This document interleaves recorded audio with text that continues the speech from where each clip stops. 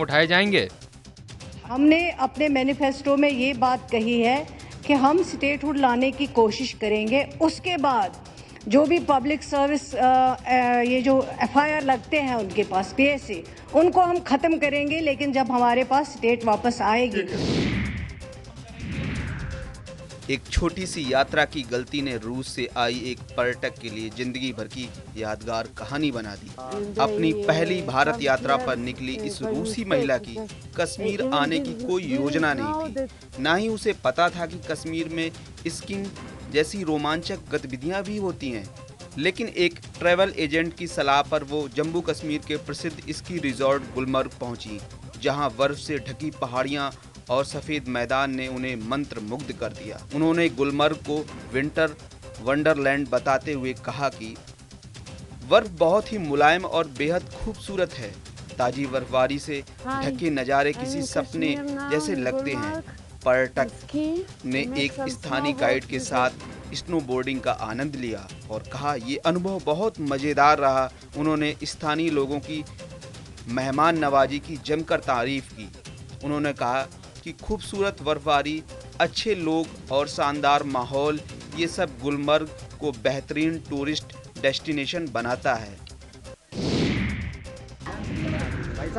जम्मू में उपराज्यपाल मनोज सिन्हा ने जम्मू कश्मीर पुलिस शहीद हॉकी टूर्नामेंट का उद्घाटन किया, जो 10 साल के लंबे अंतराल के बाद आयोजित किया गया।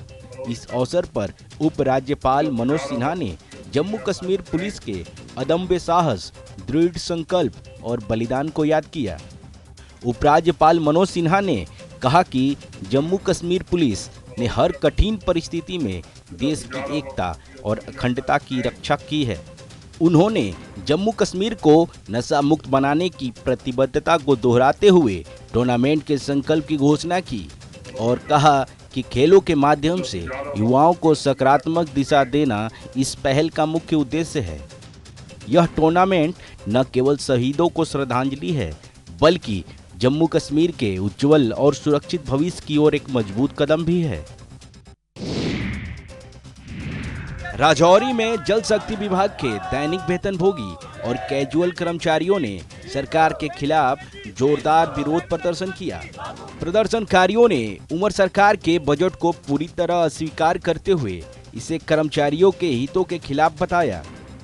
प्रदर्शनकारी जल शक्ति विभाग के राजौरी कार्यालय के बाहर एकत्र हुए, जहां उन्होंने सरकार विरोधी नारे लगाए और अपनी लंबित मांगों को जल्द पूरा करने की अपील की।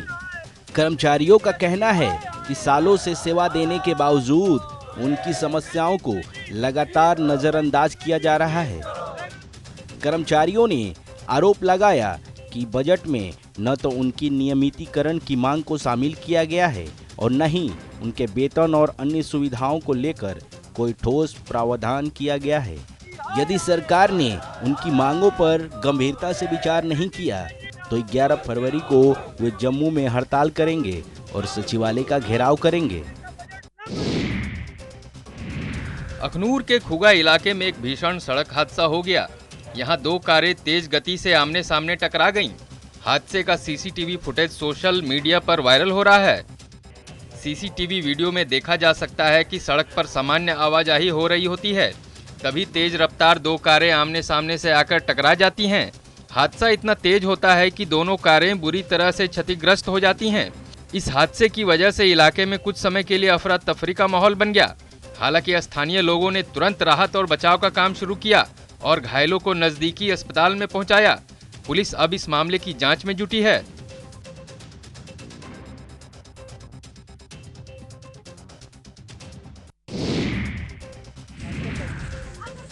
त्राल के गवर्नमेंट डिग्री कॉलेज में एनएसएस स्वयंसेवकों ने बर्न पथरी इलाके में एक विशेष जागरूकता और स्वच्छता शिविर का आयोजन किया था। इस शिविर का उद्देश्य ग्रामीण क्षेत्रों में स्वच्छता, स्वास्थ्य और सामाजिक जागरूकता को बढ़ावा देना था।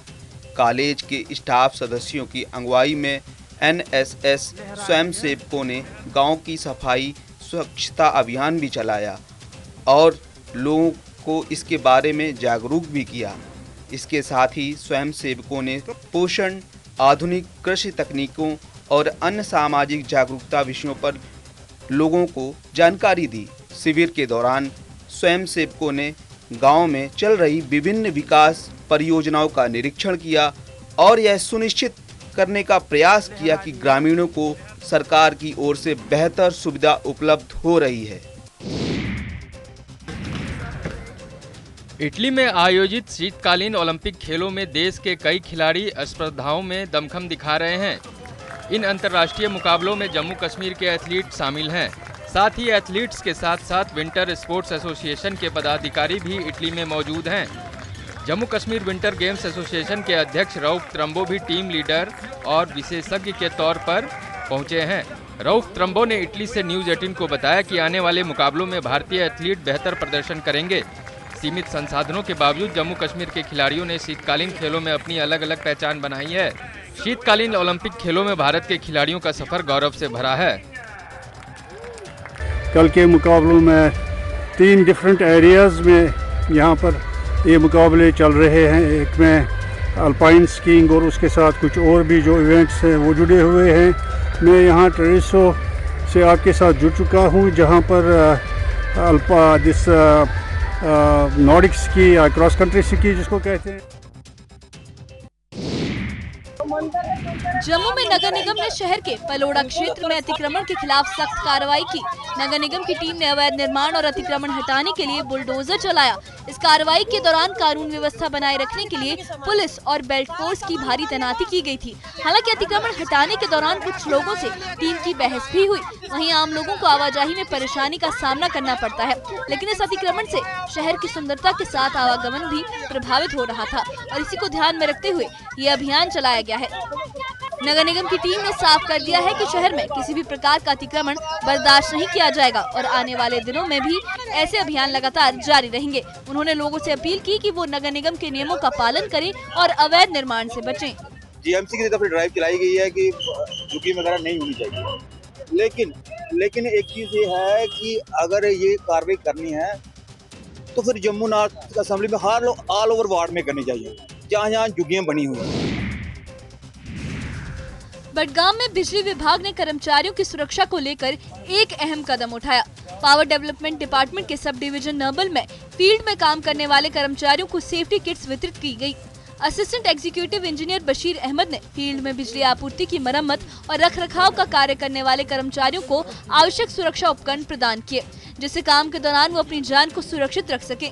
Assistant executive engineer Bashir Ahmad ने कर्मचारियों को सख्त हिदायत दी कि बिजली के तारों और उपकरणों की मरम्मत का काम केवल सेफ्टी किट्स का सही तरीके से इस्तेमाल करने के बाद ही किया जाए। कर्मचारियों की सुरक्षा विभाग की सर्वोच्च प्राथमिकता है और किसी भी तरह की लापरवाही बर्दाश्त नहीं की जाएगी। विभाग की इस पहल से कर्मचारियों का मनोबल बढ़ा है। सेफ्टी किट से इनको हर वक्त इसके इस्तेमाल करना है। जिस तरह ये मोबाइल फ़ोन अपने जेब में रखते हैं, इसी तरह ये जो सेफ्टी इक्विपमेंट है ये उससे ज़्यादा उनको इसकी हिफाजत करनी है, क्योंकि ये लाइफ सेविंग इक्विपमेंट है। इनको अगर ये पोल पे चढ़ेंगे, पोल पे इनको ये इंश्योर करना है कि विदाउट सेफ्टी बेल्ट ही नहीं चढ़ेंगे। जम्मू कश्मीर का प्रसिद्ध पर्यटन स्थल गुलमर्ग इन दिनों सैलानियों से गुलजार है। देश विदेश से बड़ी संख्या में पर्यटक यहाँ की प्राकृतिक सुंदरता को निहारने के लिए गुलमर्ग पहुँच रहे हैं। बर्फ से ढकी पहाड़ियाँ, खुले मैदान और ठंडी हवाएं पर्यटकों को खूब लुभा रही हैं। गुलमर्ग पहुँचते ही सैलानियों की पहली पसंद गुलमर्ग गंडोला की सवारी बन जाती है। एशिया के सबसे ऊंचे केबल कार प्रोजेक्ट्स में शामिल ये गंडोला सवारी पर्यटकों को यादगार अनुभव देती है। गंडोला की सवारी करते हुए पर्यटक ऊंचाई से घाटी के खूबसूरत नज़ारों का भरपूर आनंद ले रहे हैं और तस्वीरें और वीडियो के जरिए इन लम्हों को हमेशा के लिए कैद कर रहे हैं। पर्यटकों ने बताया कि कश्मीर आने से पहले उनके मन में कुछ डर और आशंकाएं थी, लेकिन यहां पहुंचने के बाद कश्मीरी लोगों की गर्मजोशी भरी मेहमान नवाजी ने उनका सारा डर दूर कर दिया। मैं फर्स्ट टाइम इधर आया हूँ, मुझे फर्स्ट पे सेकंड पे बहुत अच्छा लगा। कश्मीर एक जन्नत से कम नहीं है। हम सबको बोलेंगे एक बार यहाँ जरूर ट्राई करें। बहुत अच्छा यहाँ के लोग बहुत अच्छे, बहुत अच्छी खातिरदारी करी हमारी, बहुत अच्छा प्यार दिया, सब कुछ दिया। दुबई के ओud मेथा इलाके में इंडिया क्लब ने भव्य भारतीय फूड मेला आयोजित किया। इस आयोजन में भारत की विविध और समृद्ध खान पान संस्कृति की झलक एक ही छत के नीचे देखने को मिली। इस इंडियन फूड मेले में भारत के कई राज्यों से जुड़े समुदाय के लोगों ने उत्साह के साथ हिस्सा लिया और अपने अपने क्षेत्रों के पारंपरिक व्यंजनों को पेश किया। उत्तर भारत, दक्षिण भारत, पूर्वी भारत और पश्चिमी भारत के लजीज पकवानों ने मेले में आए लोगों का दिल जीत लिया। इस फूड मेले में यूएई के अलग अलग हिस्सों से बड़ी संख्या में लोग पहुंचे थे। कार्यक्रम की गरिमा को बढ़ाने के लिए फूड और हॉस्पिटैलिटी इंडस्ट्री से जुड़े प्रतिष्ठित जजों के पैनल ने स्टॉल्स का मूल्यांकन स्वाद, प्रस्तुति, स्वच्छता और प्रामाणिकता के आधार पर किया। इस मेले में 28 स्टॉल्स में से कश्मीरी व्यंजनों के स्टॉल ने अपनी पारंपरिक और बेहतरीन तैयारियों के लिए पहला स्थान हासिल किया। इस उपलब्धि ने अंतर्राष्ट्रीय मंच पर कश्मीरी खानपान की विशिष्ट पहचान को सामने लाया। गांदरबल के मारकुंड के रहने वाले महमूद हरीस ने देहरादून में आयोजित तीसरी ऑल इंडिया पेनक सिलट चैंपियनशिप में गोल्ड मेडल जीतकर जम्मू कश्मीर का नाम रोशन किया है। हरीस वर्तमान में निराला आर्मी गुडविल स्कूल में कक्षा 3 के छात्र हैं। उन्होंने अपनी अद्भुत कुशलता, अनुशासन और आत्मविश्वास के दम पर राष्ट्रीय स्तर की प्रतियोगिता में शीर्ष सम्मान प्राप्त किया। हरीस के पिता इकबाल अहमद सशस्त्र बल यानी एसएसबी में सेवाएं दे रहे हैं। उन्होंने बताया कि स्कूल और असम राइफल्स के कमांडिंग ऑफिसर और प्रशिक्षकों के सहयोग से हरीस को यह सफलता मिली है और उनका लक्ष्य भविष्य में प्रधानमंत्री नरेंद्र मोदी से मिलना है। करगिल के शंकु में सब डिविजनल मजिस्ट्रेट के निर्देश पर बाजार निरीक्षण अभियान चलाया गया। इसका उद्देश्य नियमों का पालन और सार्वजनिक स्वास्थ्य की सुरक्षा करना रहा। अभियान का नेतृत्व तहसीलदार मोहम्मद यूसुफ ने किया। अभियान के दौरान 30 दुकानों का निरीक्षण भी किया गया और नियमों के उल्लंघन के कई मामले सामने आए। इसमें होटल और रेस्टोरेंट में घरेलू एलपीजी सिलेंडर का इस्तेमाल, एक्सपायर हो चुके खाद्य पदार्थों की बिक्री, अस्वच्छ खाद्य हैंडलिंग और ग्राहकों से अधिक मूल्य वसूलना तक शामिल है। उल्लंघन करने वालों के खिलाफ फूड एंड सप्लाई विभाग ने 5,000 रुपए का जुर्माना भी लगाया। निरीक्षण के दौरान कई ग्रोसरी दुकानों से एक्सपायरी डेट को पार कर चुके उत्पाद भी जब्त किए गए। हिमाचल के बिलासपुर में एक महिला की हत्या का सनसनीखेज मामला सामने आया है। यहाँ ग्राम पंचायत ओयल के दनोह गांव में एक महिला का शव पानी के टैंक से बरामद किया गया। मृतका की पहचान 36 साल की गुड़िया देवी के तौर पर हुई है, जो अपने पति गोविंद के साथ रहती थी। स्थानीय लोगों ने टैंक से आती हुई दुर्गंध महसूस की और पुलिस को सूचना दी। प्रारंभिक जांच में हत्या का शक उसके पति गोविंद और 2 देवर बंसी चौहान और गुड्डू पर किया गया है, जो हत्या के बाद से फरार है। मृतका समेत सभी लोग झारखंड के पलामू के गांव नोडिया के रहने वाले हैं। घटना की गंभीरता को देखते हुए एसपी बिलासपुर संदीप धवल ने पुलिस की एक टीम गठित की है और आरोपियों की तलाश की जा रही है।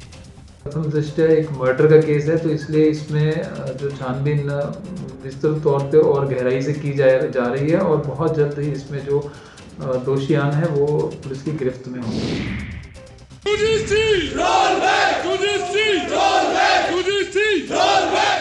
कांगड़ा विधानसभा क्षेत्र नूरपुर में सवर्ण समाज ने यूजीसी कानून को निरस्त करने की मांग को लेकर नायब तहसीलदार गगन सिंह को ज्ञापन सौंपा।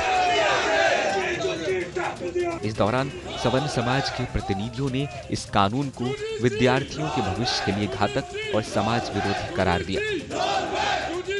सवर्ण समाज के शेखर पठानिया ने कहा कि यूजीसी कानून लागू होने के बाद सवर्ण समाज के विद्यार्थियों में वही भय व्याप्त हो जाएगा जो एट्रोसिटी कानून के कारण वयस्कों में बना रहता है। जो प्रतिभाशाली विद्यार्थी 90% अंक लाने के बावजूद 40% अंक पाने वाले से पिछड़ जाते हैं, एक विद्यार्थी को भयमुक्त वातावरण की आवश्यकता होती है, लेकिन यूजीसी कानून बनने के बाद ये संभव नहीं रह पाएगा।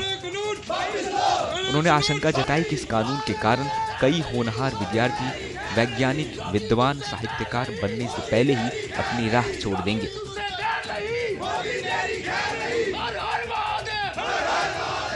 वहीं राजेश पठानिया ने कहा कि इस कानून के चलते प्रतिभाशाली सवर्ण समाज के विद्यार्थियों को बार बार प्रताड़ना का सामना करना पड़ेगा।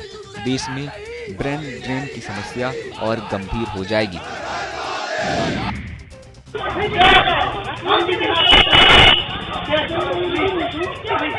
बिलासपुर और हमीरपुर की सीमा पर मौजूद लदरोर में शराब की खाली बोतलें दुकान के बाहर तोड़ने से मना करने पर एक दुकानदार दंपति से मारपीट की गई। पीड़ित सुनील कुमार और उनकी पत्नी मीना कुमारी लदरोर बाजार में रेडीमेड कपड़ों की दुकान चलाते हैं। बीते कुछ दिनों से दुकान के बाहर शराब की खाली बोतलें तोड़कर गंदगी फैलाई जा रही थी। दुकान में लगे सीसीटीवी कैमरों की जांच में सामने आया कि ये हरकत स्थानीय निवासी पवन कुमार कर रहा है। सुनील कुमार द्वारा मना करने और समझाने पर पवन ने गलती स्वीकार करते हुए भविष्य में ऐसा न करने का आश्वासन दिया।